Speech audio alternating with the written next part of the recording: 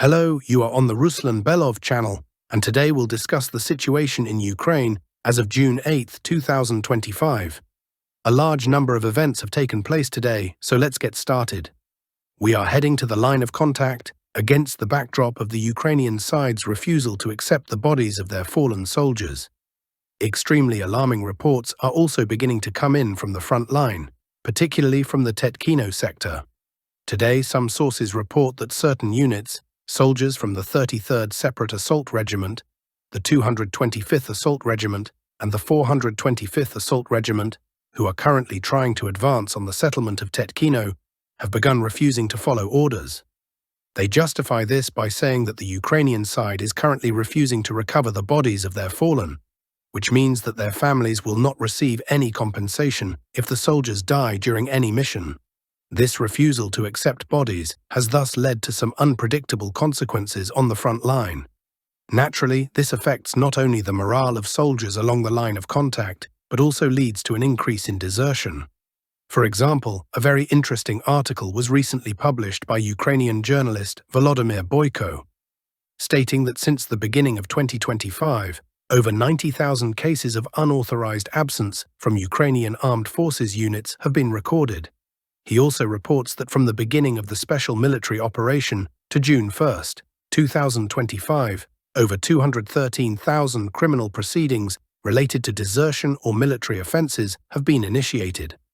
So we can see that almost half of all such desertion cases since the beginning of the special military operation have occurred in 2025 alone.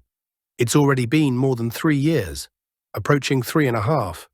We're not just witnessing the collapse or breakdown of a specific direction or front line, whether it be the Sumy, Kupiansk, or Kharkiv axis, or the Pokrovsk or Kostiantynivka sectors.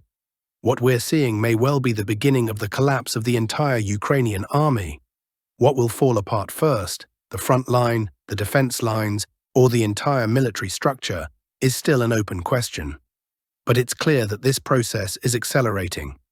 The desertion numbers speak for themselves. 90,000 in this year alone, compared to 213,000 over 3.5 years. An enormous increase, with the rate climbing every month. Now let's return to the Sumy direction. Today, information is coming in that Ukrainian units have managed to improve their positions around the perimeter of Tetkino. Ukrainian forces have advanced from the southwest near the railway and have also entrenched themselves around farm areas to the southeast. However, despite these advances, the core of the defense of Tetkino remains under the control of the armed forces of the Russian Federation. In reality, the Ukrainian side has only approached the first line of defense. No progress yet toward the second, third, or fourth lines.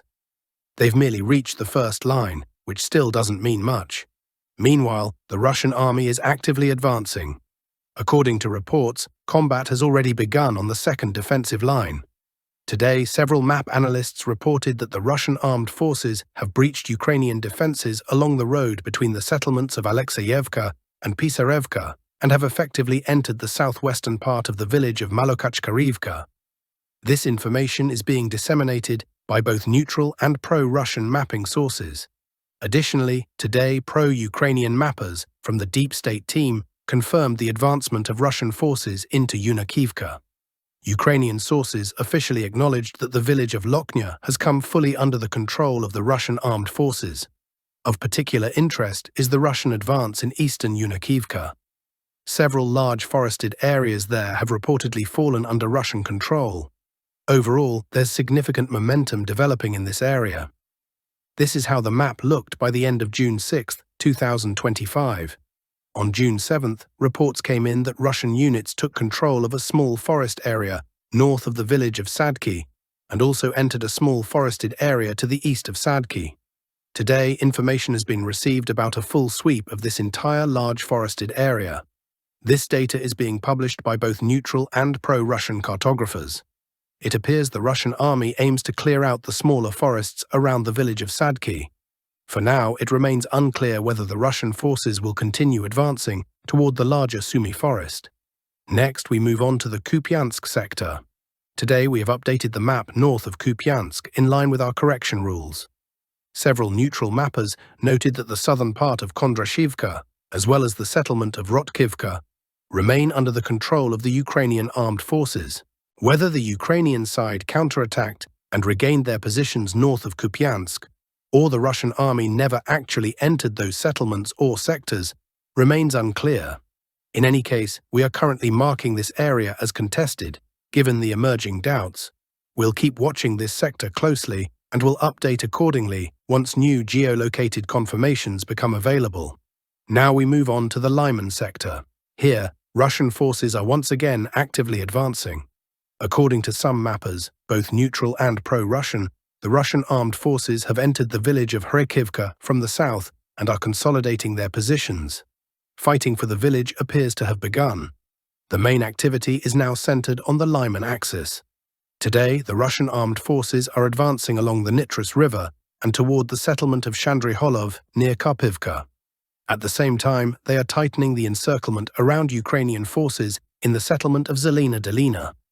As for Zelina Dolina, more and more sources confirm that the village is now completely surrounded, with no possibility for Ukrainian troops to evacuate. The settlement is now in a full encirclement, and we are expecting a decisive development very soon. We now move to the Klebanbik sector.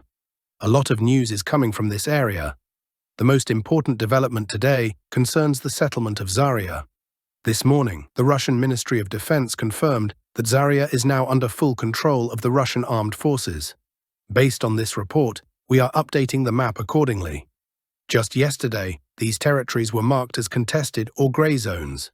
Today, we already have the first evidence of full control. Most likely, throughout June 8th, we'll see additional visual confirmations. Footage showing Russian soldiers raising flags throughout Zaria, including on farms and in the northern outskirts. Also, as a reminder, according to some sources, certain Russian units reportedly managed to break through Ukrainian defenses and enter the southern part of the settlement of Alexandra Kalinova. As of June 8th, this information remains unconfirmed. On the other hand, there are reports that Russian forces are steadily advancing along the western outskirts of the settlement of Yablunivka. Interestingly and notably, this information has been confirmed not only by pro-Russian experts close to the situation, but also by the pro-Ukrainian mapping service Deep State. According to pro-Ukrainian sources, as of today, June 8, 2025, fighting for the western part of Yablunivka has concluded. This indicates that combat operations have now moved to the central part of the settlement. Here's the approximate boundary of Yablunivka's central area. It is this section of the front where intense fighting is currently taking place. Once fighting in the central part is over, the Russian army is expected to launch an assault on the eastern or final part of the settlement. Gaining control over this eastern portion could lead to a situation where Ukrainian units stationed along the railway line and the Kryvyi Torets River, including the settlements of Novospaska, Shcherbinivka, Katarinivka, and Klebanbik, may end up in an operational encirclement, or even a full cauldron. This, apparently, is the objective the Russian army is currently pursuing. However, at this point, only the western part has been cleared, meaning that around 33% of the settlement is under Russian control. Next, we move toward the N32 highway. Today, reports have emerged about the destruction of a key logistical bridge connecting the Pokrovsk agglomeration with the town of Druzhkivka in the Kostiantinivka agglomeration. In these visuals, we can observe the aftermath of the strike. Whether it was a missile, a bomb, or something else is unclear. Perhaps the bridge was pre-mined and later detonated by a Russian FPV drone strike. Difficult to say for sure. In any case, this will inevitably lead to at least a partial paralysis of Ukrainian logistics in this sector.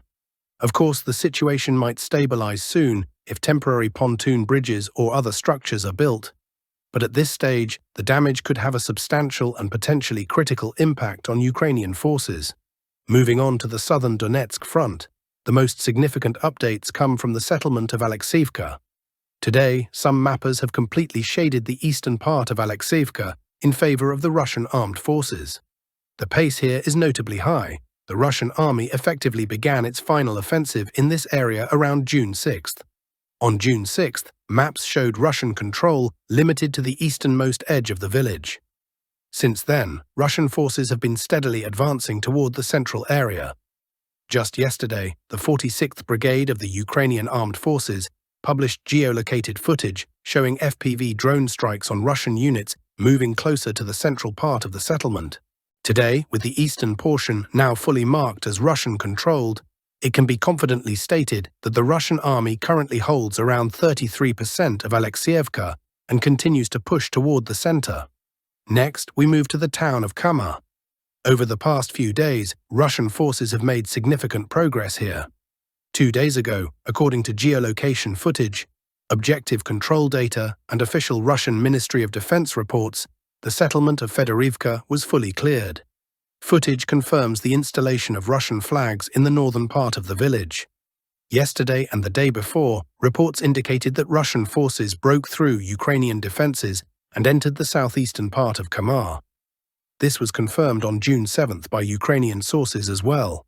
In this footage, we can observe combat between Russian and Ukrainian troops on the southeastern outskirts. Based on this, maps were updated in favor of the Russian armed forces. Today we're receiving reports of further expansion.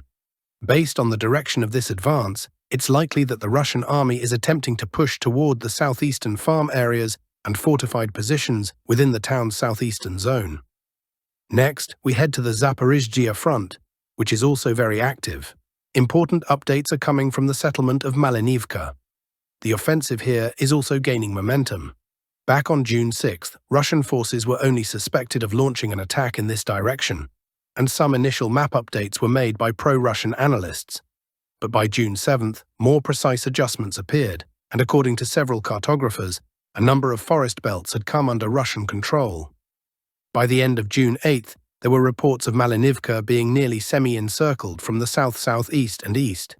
Based on the axis of advance, it seems the Russian army is trying to wedge between the villages of Poltavka and Malinivka. This maneuver would allow them to split the area into sectors that can be dealt with one by one. Additionally, Russian forces are advancing south of Orikhiv. According to some pro-Russian and neutral analysts, Russian troops have captured several forest belts and approached the N08 highway. At the same time, massive air-dropped bomb strikes are hitting both Mala Tokmachka and other settlements around the Orikhiv perimeter. Overall, it appears that a large-scale offensive may be underway here, aiming to reach the Orikhiv and Huliaipol agglomerations, something that could lead to the complete paralysis of Ukrainian forces. We'll continue to monitor how the situation develops. And that's all for now, dear friends. Thank you for watching. Don't forget to subscribe to the channel, hit the like button, and take care.